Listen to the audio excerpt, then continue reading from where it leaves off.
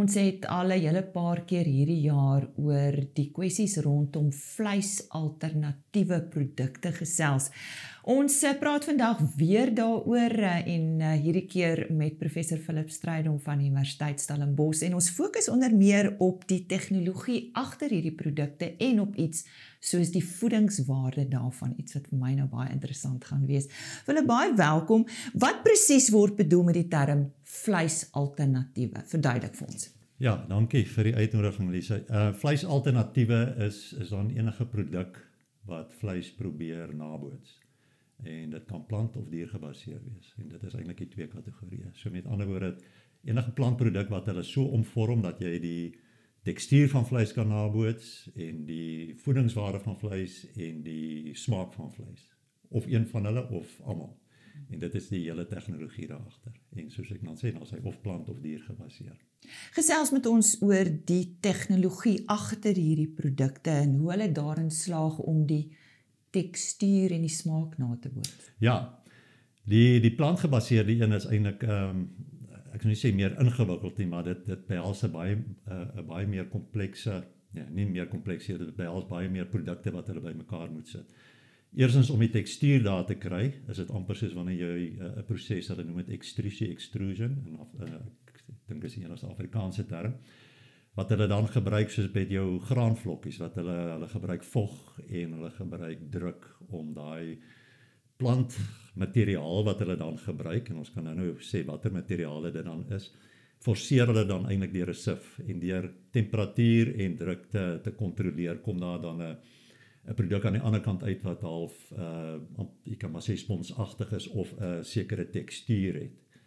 En as jy dit nou reg beheer, dan het hy nou selfs 'n veselrige vorm soos wat vleis het. En dit is altyd vir my snaaks dat mense wat nou teen vleis is en die verbruik van vleis en die produksie van vleis, dat hulle nog steeds 'n produk wil hê wat soos vleis. Hoekom eet jy nou maar net lensies nie, verstaan? So dit is die tegnologie agter die plantgebaseerde ene.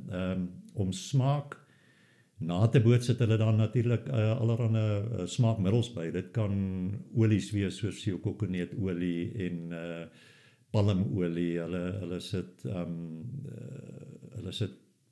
daar's een bekende produk in Amerika nou wat hulle selfs jou hemoglobien, is 'n plantgebaseerde hemoglobien wat op die wortels van peulplante groei, wat nou bietjie geneties gemanipuleer is, maar om daai smaak van die bloederigheid in vleis na te boots. En dan sit hulle beetsap in sulke kleurmiddels om die kleur daarvan na te boots. En dan het hulle bindmiddels in om die produk bymekaar te sit en hulle het speserye en hulle kan gemmer daarin sit, hulle kan dis allerlei kombinasies, maar jou basiese bestanddele is eintlik hoë plantproteïene, so dit sal tipies natuurlik jou soja wees of ertjieproteïene en dit sal natuurlik lensies en sulke tipe plant wees, maar dit kan ook mielies en dit kan koring, gluten wees. So dit sê onmiddellik vir jou, maar nou begin jy allergene inkry en al daai soort van dinge. So dit is die plantgebaseerde ene. Die diergebaseerde ene is eintlik 'n eenvoudige proses in terme daarvan dat daar nie baie middels aan is nie, want dit bestaan uit werklike dierselle. Ons praat van die stamsel van die spier wat hulle dan moet gaan oes by 'n dier, 'n lewendige dier. En die sel kweek hulle dan in 'n bioreaktor met 'n sekere medium. En hierdie medium is baie keer dan iets soos kalfserum, wat natuurlik ook dan vir die veganiste en die vegetariërs ook 'n probleem is, want nou is dit nog 'n dierproduk wat bygesit word ensovoorts. So dit moet 'n baie spesifieke omgewing wees waarin hierdie plantgebaseerde spierstamsel, of dit kan 'n volwasse sel is wat hulle dan weer terugsit in 'n embrioniese sel, so jy kan onmiddellik hoor 'n klomp tegnologie daar agter. Dan begin hulle hierdie proses in die bioreaktor begin hierdie selle natuurlik te groei en hulle vorm spierselle. Maar nou weet ons vleis is nie net spierselle nie, dit het bindweefsel in, dit het vet in, so jy kan nou vir jouself voorstel, hierdie ding het geen tekstuur nie, nou moet hulle 'n soort van 'n raamwerk bou, scaffolding soos ons in Engels kan sê, waarin hierdie ding nou kan groei, sodat hy 'n soort van 'n tekstuur het. Iets wat ek nagelaat het in die plantgedeelte is dat hulle baie keer 3D drukkers ook gebruik, kan jy nou maar sê, sodat jy tekstuur kan naboots en selfs goed soos marmering, vet binne-in kan sit ensovoorts. So dis die in 'n neutedop die tegnologie daar agter, maar dis geen eenvoudige proses nie. En op verskillende stadiums van ontwikkeling. Ek dink die plantgebaseerde weergawe is al wat verder gevorderd. Klink vir my soos 'n duur proses as ek baie kan dink. As ek nou dink vinnig aan die diergebaseerde een, praat hulle nou van hier by die R1200 per kilogram, maar ek dink is hy nog steeds. Maar nee, ons het met selfone ook begin by baie diere en ons sit nou met goedkopers blykbaar. Ja. Ek wil terugkom by daai voedingswaarde, want as ek luister na wat alles daarin is, kan ek nie dink dat dit so verskriklik gesond is nie, maar praat met ons daaroor, want as ons nou dink aan tradisionele vleis in terme van ons aminosure en ons proteïene, ons vitamiene en ons minerale, wat gebeur daar? Kyk, kom ons gaan weer by die plantgebaseerde een. Ek het nou vir jou genoem al die verskillende kombinasies van plantmateriaal wat hulle bymekaar sit. En dit is natuurlik ons het baie die oudste plantgebaseerde, kan jy nou maar sê, vleisnabootser is natuurlik tofu gewees wat al 2000 jaar bestaan onder die Chinese, maar dis 'n eenvoudige produk, soos soja. So om die proteïen basis of die proteïen samestelling daar te kry, meng hulle dan verskillende soort plantproteïene, dit is soos jou verskillende peulplante, as daar tekort is aan die, dan sit hulle daai by ensovoorts.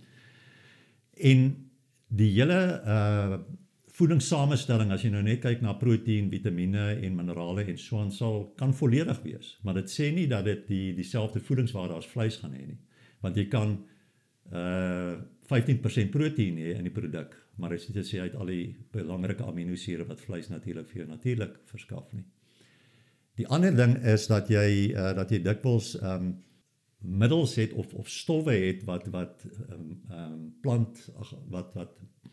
voedingsstowwe bind, veral in jou peulplante, en dit maak dat al analiseer jy dit ten opsigte van sink en yster, dan is die beskikbaarheid daarvan nie noodwendig.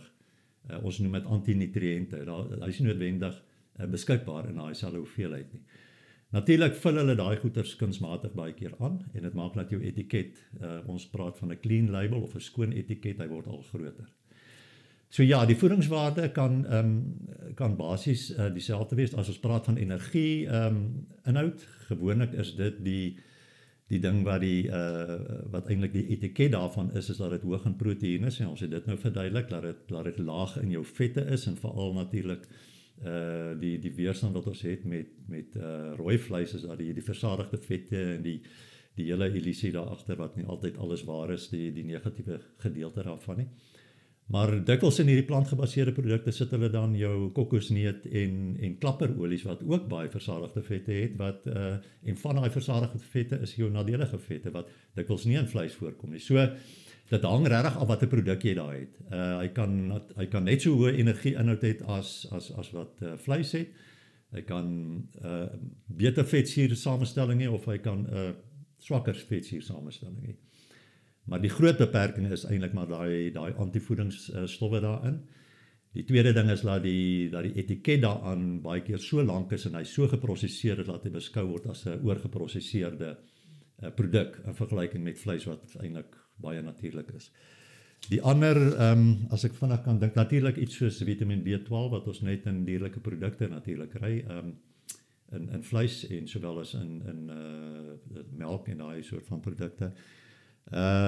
Die ander belangrike ding is natriuminhoud, soutinhoud, wat dikwels baie hoog is in jou plantgebaseerdes om smaak te kan voorbring, is dit nogal baie hoog. So daar's negatiewe en positiewe aspekte.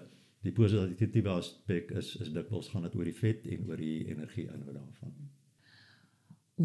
Waarna toe is ons op pad hiermee? Hoe lyk die toekoms? Ek dink, dis 'n gegewe, dit is hierso. Hulle praat van, dit hang af watter verslae jy lees natuurlik en wie die ding geskryf het, of dit uit die vleisliteratuur uitkom of uit die veganistiese literatuur of onafhanklik, mens weet nooit nie, is moeilik om te bepaal. Maar Europese verslae sê byvoorbeeld vir jou dat die groei, ek is nou nie seker of dit plant of dier of beide nie, maar dit is so in die omgewing van 6%. Party voorspel dat teen 2040 gaan ons so by 45% natuurlike vleis hê.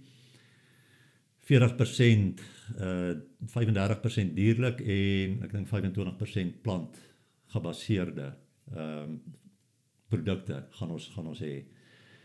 En die uitdaging gaan daaroor dat ons bevolking groei en hulle praat ons van 9 biljoen teen 2050 en die grootste toename in vleisverbruik omdat mense meer geld verdien en dan neig om beter kwaliteit proteïene te verbruik is in jou Sub-Sahara Afrika. En om daai kulture te verander want dit is dis 'n sosiaal-kulturele ding om vleis te eet en veral in Afrika en om daai kultuur te verander is nie 'n maklike ding nie. En dieselfde geld vir Suid-Afrika. So dit het om jou vraag te antwoord, daar is groei, dit sal altyd wees. Ek was onlangs by 'n vleiskongres in Europa wat hulle sê die groei het eintlik soort van afgeplat na aanvanklike vreeslike toename. Maar daar sal altyd maar ontwikkeling in daai rigting wees. So gemiddeld 6% per jaar praat hulle van tans is die verbruik in Europa 10% en dan daai verhouding wat voorspel word in 2040. Daar is tans heelwat sulke produkte. Ons weet daar's twee groot maatskappye, die Impossible en die Beyond maatskappy in die VSA. So jy kry die Impossible Burger, die Impossible Patty, die Impossible Nugget en al daai klas van goeders en dit is hoofsaaklik na soja gebaseer. Plaaslik kry ons produkte soos die Big Fry en die Gutness. En dan lyk dit vir my daar's een produk die on the green side, on the green side, dit is 'n hoender soortgelyke produk kan 'n mens maar sê wat 'n baie skoon etiket het. Hy lyk ook so, sy hele tekstuur lyk so. So dit sê vir ons daar is baie ontwikkeling in daai rigting. Ek is nog nie seker oor die smaak en die reuk wat afgee as jy hom op die vleis op die vuur gooi en so aan. Klink vir my of ons oor 'n jaar of 2 weer met jou moet gesels. Vir hulle baie dankie vir jou tyd vandag. Dit was nou regtig interessant, maar nou ja, daar is 'n rede hoekom ons proteïene en melk en al daai natuurlike produkte het, sodat ons daai natuurlike nutriënte kan inkry. Ek nou eensydig. Nee, ek dink ek stem saam met jou. Dis dan professor Philip Strydom van die Universiteit Stellenbosch wat vandag met ons gesels het oor vleisalternatiewe.